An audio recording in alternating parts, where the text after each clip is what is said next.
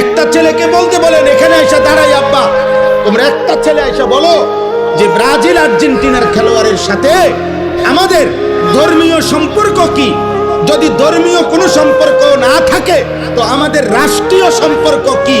বাংলাদেশের অর্থনীতি, সামাজিক, বাংলাদেশের উন্নতি, প্রগতি, আধুনিকতার জন্য শুধু মাতৃভূমির মায়াও যদি থাকে, একটা নাফরমান বল বেটা এখানে দাঁড়ায়া আর্জেন্টিনার ব্রাজিলের খেলোয়াড়ের সাথে আমাদের বাংলাদেশের উন্নতির কি সম্পর্ক? ইসলাম তো আছে নাই, রাষ্ট্রের বলেন, রাষ্ট্রের বলেন এ দেশের উন্নয়নে কথা বলেন, আমাদের সাথে ওদের কি কি লেনদেন বলেন আঙ্কেল, বলো না আব্বা। হ্যাঁ, একটা কথার বুঝায় কও যে একটা যুক্তি তো থাকবে। হুজুর, এই ফুটবল বিশ্বকাপে যদি আমরা ব্রাজিল এবং আর্জেন্টিনার পক্ষে ব্যাপক লাফাইতে পারি, বিনিময়ে ওই দেশের লোকেরা যদি আমাদের প্রতি সন্তুষ্ট হয়, তাহলে আমাদের দেশের রেমিটেন্স বেড়ে যাবে, আমাদের দেশের তেল বেড়ে যাবে, আমাদের দেশের উন্নতি বেড়ে যাবে। একটা কিছু তো হবে, সেটা কি বলো না আব্বা, বলো। কাতার বিশ্বকাপে প্রধান আলোচ্য বিষয় ছিল, আমরা স্পষ্ট পত্রিকা দেখছি, এখনো পিছনে সার্চ দিলে পাওয়া যাবে, কাতার বিশ্বকাপে প্রধান আলোচ্য বিষয় ছিল মদের বোতল। কাতার সরকার আইন করছিল স্টেডিয়ামের ভিতরে মদের বোতল সরাসরি খাওয়া যাবে না। এটা নিয়ে সারা বিশ্ব, ইউরোপ তখন বিতর্ক করছিল যে না, এটা স্বাধীনতা হস্তক্ষেপ, যেখানে অবাধে মদের বোতল।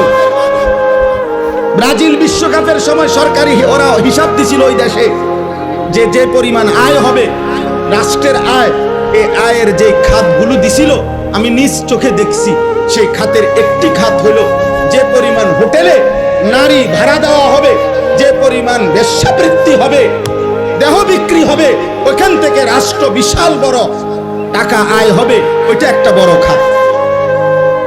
আমি এই চোখে, আমি দেশে থাকি, আমরা চাঁদের দেশে থাকি না। আমি জেনারেল লাইনে পড়ালেখা করা ছেলে, আমি কুমিল্লা ভিক্টোরিয়া কলেজ থেকে মাস্টার্স পাস করছি, সরকারি কওমি 2 লাইনে মাদ্রাসা থেকে পড়ালেখা শেষ করছি, আলহামদুলিল্লাহ।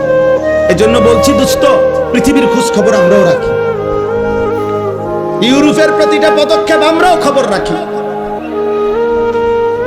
বলো না, তোমরা ইনসাফের সাথে বলো, একটা ছেলে, এই একটি ফুটবল বিশ্বকাপকে কেন্দ্র করে কি পরিমাণ জুয়ার খেলা হবে?